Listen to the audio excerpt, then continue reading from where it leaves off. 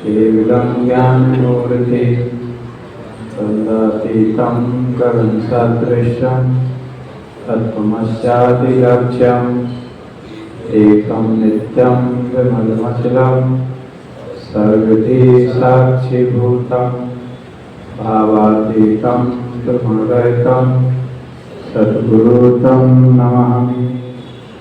नित्यशुद्धं निराभासं निराकारं निरञ्जनं नित्यभूतं चिदानन्दं तस्मै श्री गुरुवे नमः।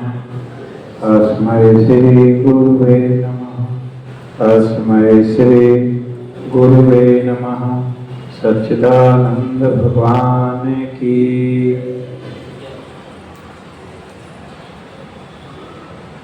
जीवन में यम और नियम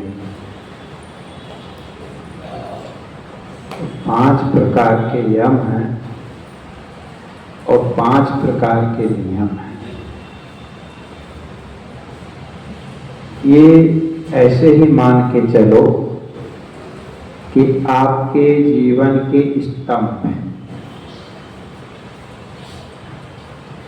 व्यवहारिक जीवन को व्यवस्थित चलाने के लिए ये स्तंभ है, खंभे। जैसे पूरा लैंडर खम्भों पे टिका रहता है,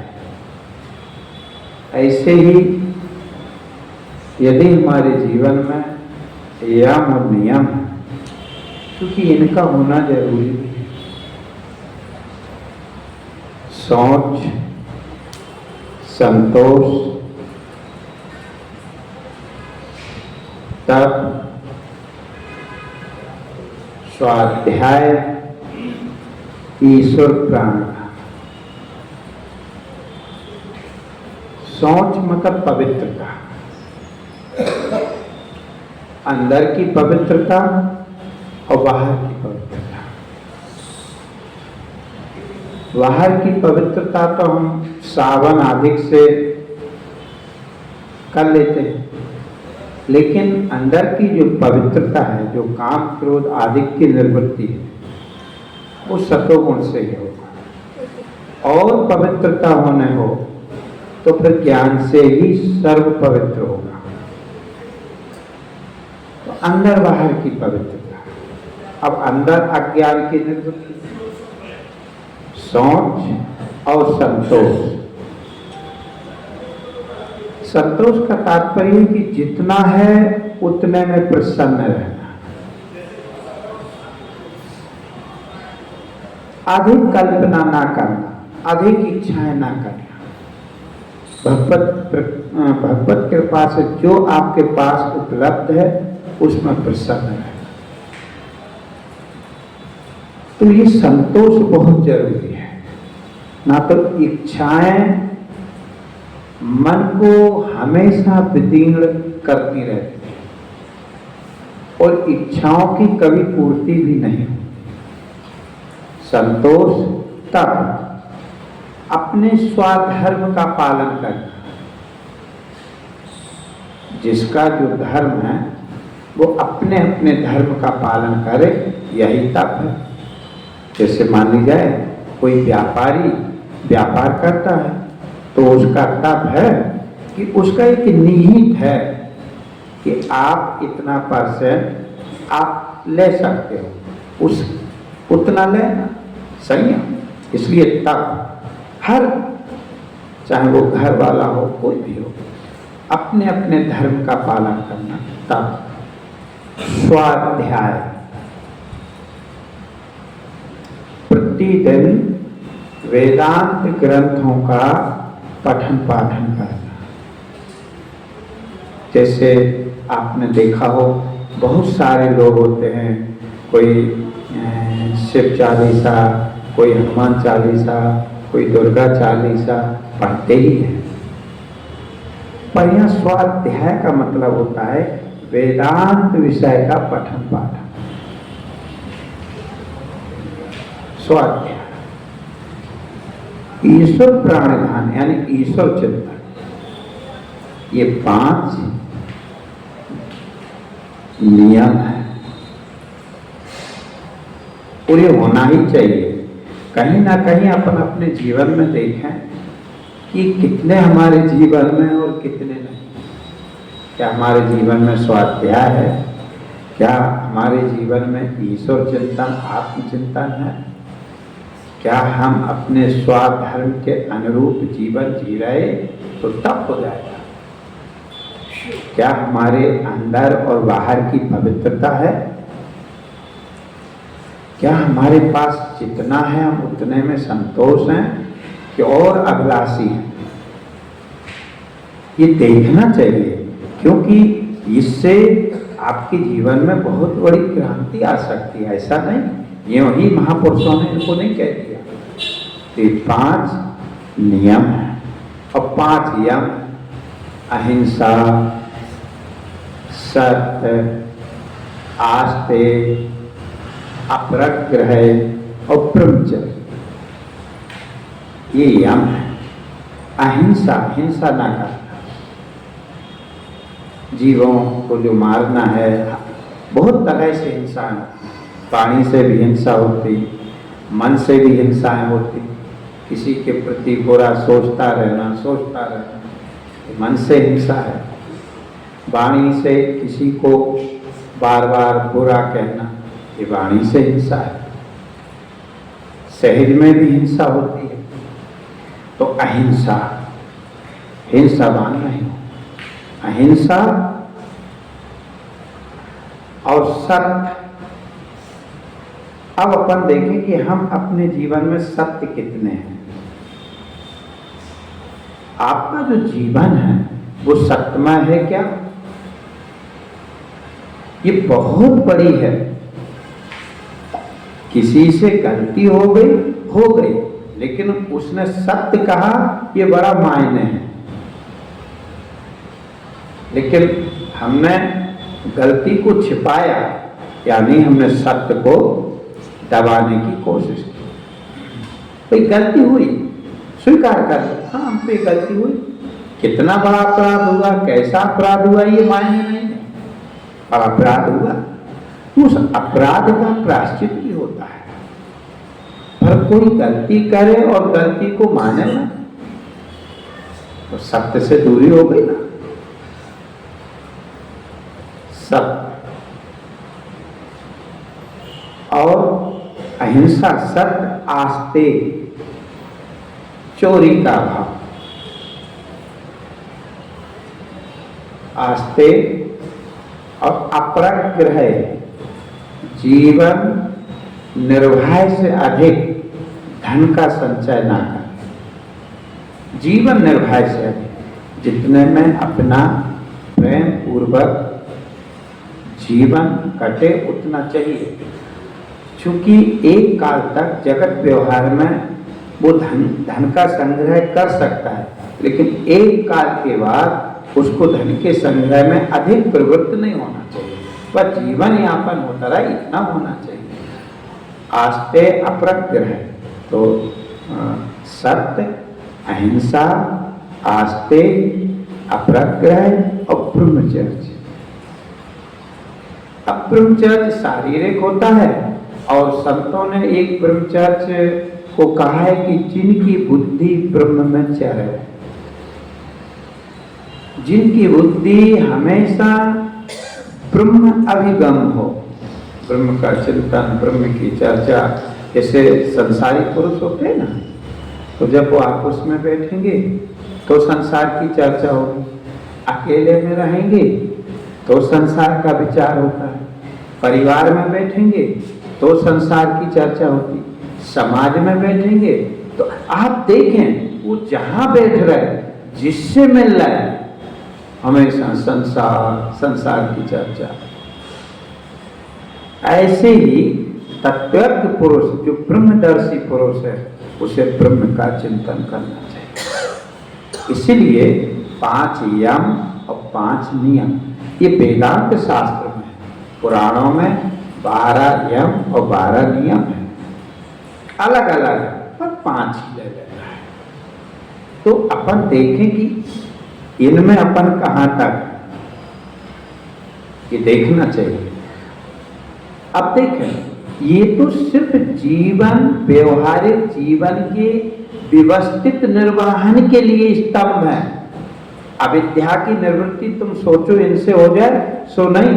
तो यम, नियम, आसन, प्राणायाम, प्रत्याहार, धारणा, ध्यान, समाधि, ये योग के 8 अंग हैं।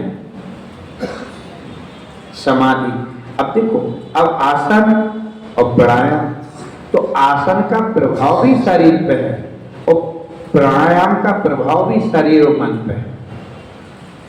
ये आपके शरीर को व्यवस्थित, मन को व्यवस्थित रखते हैं।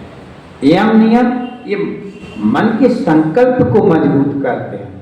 जैसे कोई संकल्प कर लेता है ये चीज नहीं खाना, नहीं खाना, और किसी के संकल्प होते ही दूसरे पल में विकल्प हो, अरे ठीक है आप देखेंगे फिर, ऐसा होता है।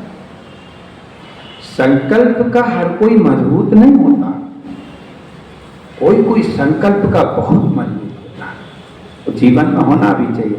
तो ये अष्टांग योग है, लेकिन ये अविद्या के निर्वर्तक नहीं है, पर जीवन को, व्यवहारिक जीवन को व्यवस्थित करने में इनकी आवश्यकता है।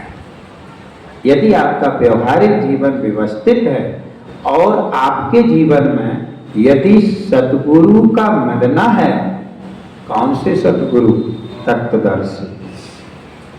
तब जो सद्गुरु है वो बताएंगे।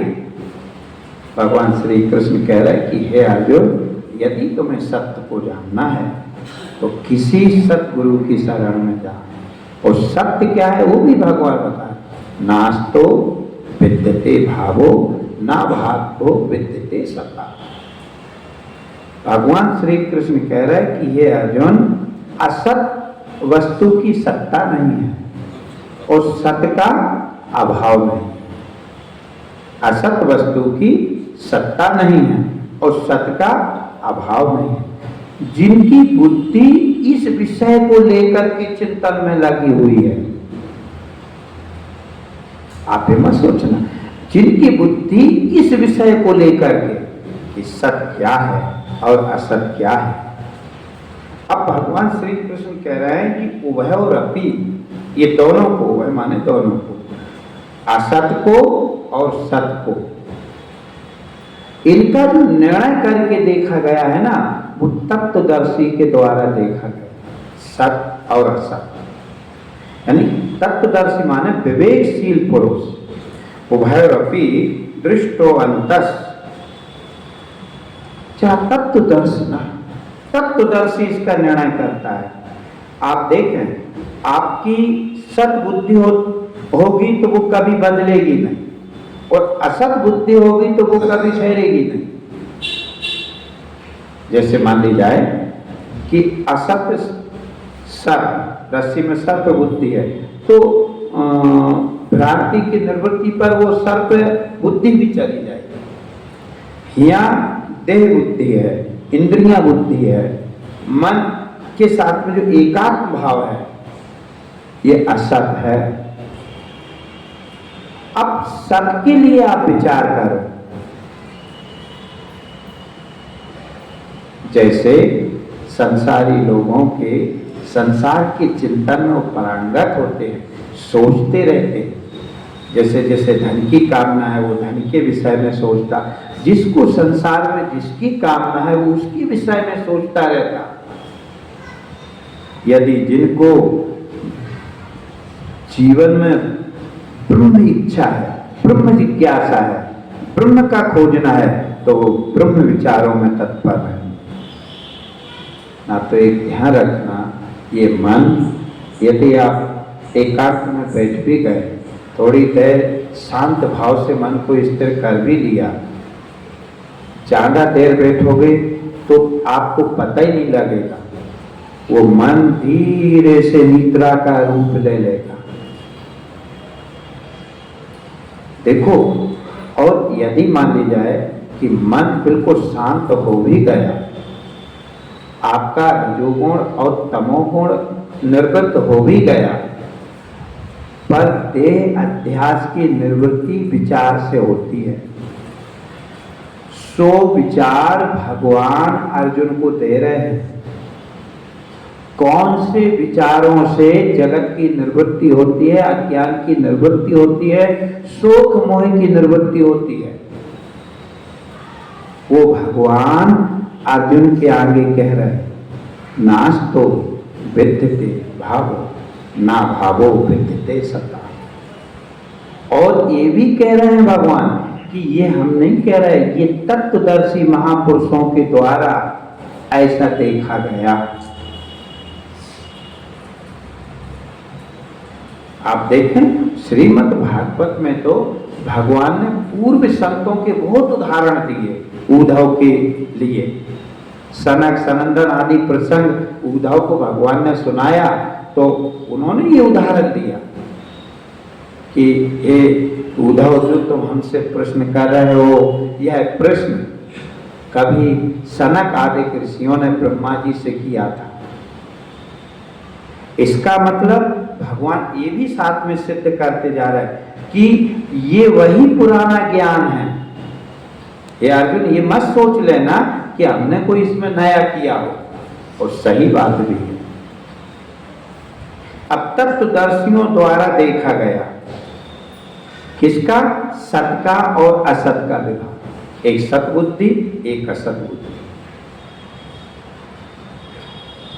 जब देह आदि असत बुद्धि है, जब विचार के द्वारा तुम आत्म तत्व को जानोगे तो देह बुद्धि समाप्त हो जाएगी। और भगवान इस सत्य के जनाने के लिए पूरी कोशिश कर रहे हैं। इसलिए कहते हैं जीवन में उस तत्वदर्शी का बड़ा अनुग्रह है, यानी कृपा है, जो मुझे तत्व का दर्शन कराने वाला हो। जैसे भगवान का हर जीव अनुग्रह मानता है कि भगवान की कृपा से मनुष्य शरीर मिल गया, भगवान की असीम अनुग्रह है, कृपा है। ठीक इसी तरह एक जिन्हें का देह अध्यास निवृत्त होकर के जिन्होंने सत्य स्वरूप अपने आत्मा को अनुभूत किया है, अप्रोक्ष रूप से जाना है, वो गुरु का परम अनुग्रह मानते हैं। उन्हें पता है यदि ये सद्गुरु हमारे जीवन में ना मिलते तो जो देह मिथ्या बुद्धि, असत बुद्धि थी, ये कभी भी निवृत्त नहीं होती। वो देखो ना, जिन्हें सद्गुरु नहीं मिले, जो संसार में जीवन जी रहे हैं, उनकी बुद्धि यहीं अटकी है असत में। इसी को भी मैं मान रहे हैं, इसी के साथ में वो बंधे हुए हैं। इसलिए तुम्हारी कृपा पाओ कोई। अभी कहा था ना सुजान स्वामी जी ने कि उसमें लिखा है कि बिना रवि के रात्रि निवृत्त हो जाए, ऐसा हो नहीं सकता। ऐसा होता नहीं है कि बिना रवि के रात्रि निवृत्त हो जाए। पर तुलसीदास जी कह रहे हैं कि असंभव चीजें भी संभव हो सकती हैं, पर राम विमुख सपने में सुख ना है। राम कहे जो अपना आत्मा है, इसका अप्रोक्ष किए बिना जीव को कहीं गति नहीं है। राम को कोई और नहीं है। राम, तुलसीदास जी के यदि राम पे जाओगे ना तो राम सच्चिदा नंद दिनेशा, नहीं तह मोह निशा लवलेशा। मोह माने अज्ञान रूपी रात्रि जहां है ही नहीं। जैसे राम कौन है? सच्चिदानंद। दिनेशा, क्योंकि दिनेश कहते हैं सूर्य को। अच्छा, सूर्य के पास कभी लवलेश मात्र भी अंधेरा होगा क्या? संभव ही नहीं। ऐसे ही आप आत्मराम में लवलेश मात्र भी अज्ञान की गंध नहीं है। यही तो गुरु महाराज जगा देते। जगाने का मतलब क्या है? जो हम देह भाव को जिस देह को हम अप्रोक्ष देख रहे थे, इस देह को मिथ्या का देख, और जो वास्तव में चेतन है उसे अप्रोक्ष करा के दिखा दे। यही तो, इसीलिए तो हम गुरु की महिमा गाते हैं, और यही गुरु की महिमा है। हाँ, यही गुरु की महिमा है। भगवान यदि सच्चे गुरु बने हैं अर्जुन के लिए, तो अर्जुन को सत्य का बोध करा। ऐसा नहीं कि अर्जुन को कहीं उलझा रहे हो कि अर्जुन ऐसा कर तो ऐसा हो जाएगा, ऐसा ना। बार बार भगवान उसे आत्म उपदेश दे रहे हैं। और आप भी अपने जीवन में देखो, आपको जो सतगुरु मिले हैं, उन्होंने बार बार आपको यही बताया कि तुम देह रूप नहीं हो, इसलिए कल्याण रूप साक्षी याते सदा शिवो हम, मैं सर्व का प्रकाशक याते सदा शिवो, मैं कल्याण रूप हूं, मेरा कल्याण नहीं होना। जो हम अपना कल्याण देख रहे थे कि कल्याण हो जाएगा, ये तो अज्ञान के कारण था। देखो, संतों ने भजन में भी वह चीज गायन की है जो श्रुतियां गायन करती हैं। अंतर इतना है, श्रुतियों में देव भाषा है, संस्कृत है।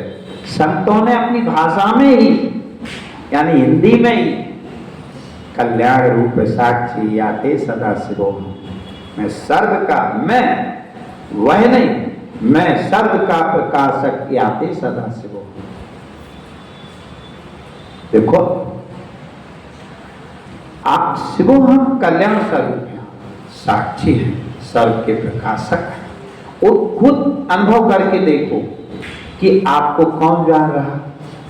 आप तो सबको जान रहे, पर आपको कौन जान रहा?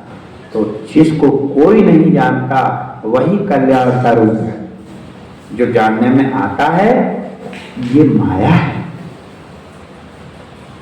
इसलिए भगवान कह रहे हैं कि ये अर्जुन, तू जो देह बुद्धि है, ये असत बुद्धि है, ये असत भाव को, जैसे ही गुरु कृपा से असत भाव निर्वृत्त होगा, तो अब शेष सत स्वरूप जो आत्मा कभी ना बदलने वाला,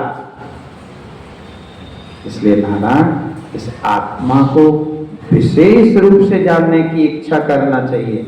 ये उपनिषद में आता है, वह विशेष रूप से इसको जानना चाहिए, विशेष रूप से इसको खोजना चाहिए, क्योंकि इसके जाने बिना संभव नहीं है। देहर ब्रह्म के प्रसंग में, त्रिलोचन और इंद्र के प्रसंग में इसी को विशेष रूप से खोजना बताया।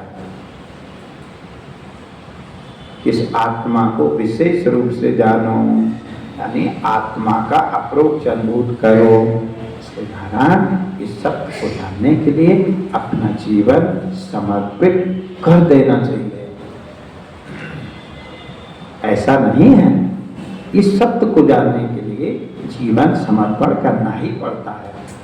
तो सत्य को जानने के लिए इसलिए स्वाध्याय, साथ में स्वाध्याय, स्वाध्याय का ईश्वर चिंतन, ईश्वर प्राणायाम, ईश्वर चिंतन और स्वाध्याय।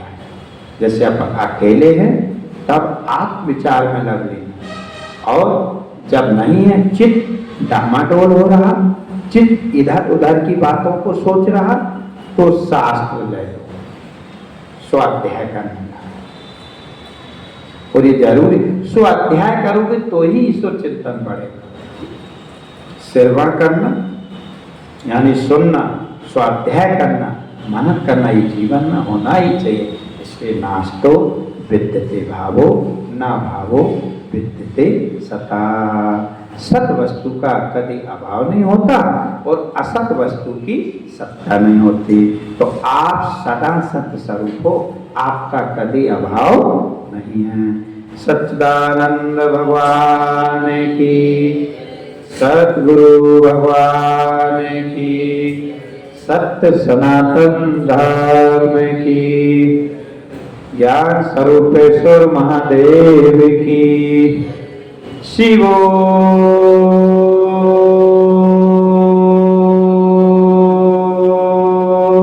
हम, शिवो